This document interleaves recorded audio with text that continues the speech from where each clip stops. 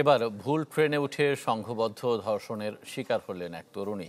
এই ঘটনায় টাঙ্গাইল সদর থানায় মামলা হয়েছে। অভিযান চালিয়ে অভিযুক্ত ৩ জনকে গ্রেফতার করেছে পুলিশ।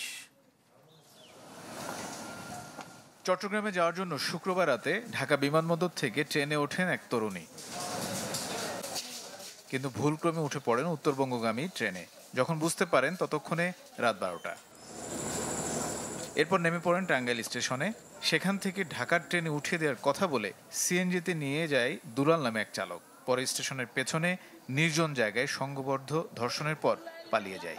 হ্যাঁ, ট্রেনে গেছি 2 জন পিছনে আর একজন সামনে যে সেরা ঢিল মেরে আমার ফালা দিছে, ফালায় সেরা আমার ট্যাং ধুইরা আমার এরসায়া জঙ্গলে নিছে, জঙ্গলে নিয়ে সেরা আমার নির্যাতন করছে। 3 জনে, 2 জনে বারে আর একজনে রুমের ভিতরে নিছে। বিষয়টি রেলওয়ে পুলিশের নজরে এলে জানায় থানা পুলিশকে। পরে অভিযান চালিয়ে 3 জনকে গ্রেপ্তার করা হয়। 2000 টাকা কাড়ি নিয়েছে এবং শারীরিকভাবে নির্যাতন করেছে। এমন ঘটনার সুষ্ঠু বিচার দাবি করেছেন স্থানীয়রা।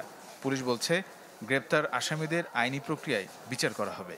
ধর্ষণের বিচার হওয়া উচিত সর্বোচ্চ মৃত্যুদণ্ড, এবং কি তাকে যেন কোনোদিনও জামিন না দেওয়া হয় এ ব্যাপারে প্রশাসনের প্রতি আমি দৃষ্টি আকর্ষণ করছি।